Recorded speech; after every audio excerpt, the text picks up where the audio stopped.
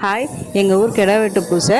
இது வந்து பார்த்திங்கன்னா 3 வருஷத்துக்கு ஒரு வாட்டி வைப்பாங்க. என் பையன் பிறந்து 3 மாதத்தில் கரெக்டாக ஒரு பூசை வச்சாங்க. இதோட இப்போ வந்து பார்த்திங்கன்னா 3 வயசு 3 மாதம் ஆகுது. செகண்ட் பூசை இது. இந்த பூசை வந்து பார்த்திங்கன்னா முகூர்த்த கால் ஊன்றுலேருந்து ஒவ்வொரு ஃபங்க்ஷனாக அவங்கவுங்க குடும்பமாக சேர்ந்து நைட்டு வந்து டிஃபன் செஞ்சு போடுவாங்க.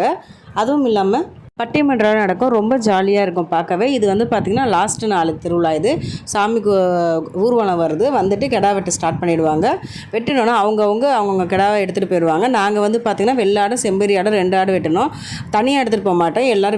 எல்லாருக்கும் வெட்டி மொத்தமாக முடிச்சதுக்கப்புறம் தான் தீபாவளி காட்டினதுக்கப்புறம் தான் அவங்கவுங்க ஆடை வந்து டெம்போவில் ஏற்றி கொண்டு போவாங்க. எங்களுக்கு வந்து பார்த்திங்கன்னா டோக்கன் வந்து என் பையன் தான் எடுத்தான். எங்களுக்கு வந்து 6வது நம்பர் டோக்கனு. ரொம்ப சீக்கிரமாகவே எங்களுக்கு முடிஞ்சிருச்சு. அதனால் நாங்கள் நாங்கள் வீட்டுக்கு கிளம்பி போயிட்டோம். ஏன்னா ஒரு மாஸ்டர்ன்றனால வீட்டு ஆளுங்களே வச்சு பேலன்ஸ் பண்ணிக்கலாம் அப்படின்னு சொல்லிட்டு நாங்கள் ரெடி பண்ணிட்டோம். வீட்டில் 6 மணிலேருந்து விருந்து ஸ்டார்ட் ஆயிரும். மொத்தமாக யாரும் வரமாட்டாங்க. ஒவ்வொருத்தராக வந்துட்டு தான் போவாங்க. எங்கள் வீட்டில் வந்து பார்த்திங்கன்னா சீரியல் லைட் டெக்கரேஷன் தான் போட்டிருந்தோம். அவங்கவுங்க வீட்டில் அவங்கவுங்களுக்கு என்னென்ன முடியுமோ அவங்கவுங்க டெக்கரேஷன் பண்ணிப்பாங்க. எங்களுக்கு வந்தாங்க சீரியல் லைட் இந்த மாதிரி டெக்கரேஷன் பண்ணிக்கிட்டோம்.